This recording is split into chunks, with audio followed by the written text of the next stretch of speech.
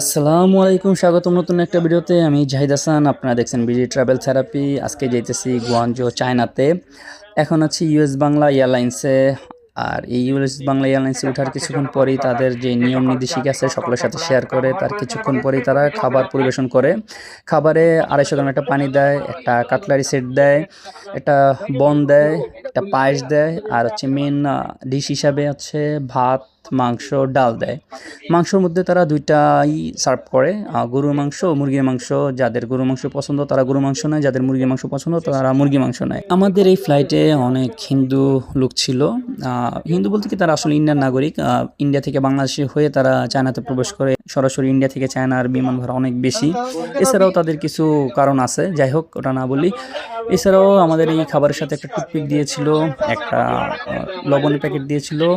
খাবারের মান নিয়ে যদি বলি, খাবারের মান খুব ভালো লেগেছে আমার কাছে। মাংসটাও খুব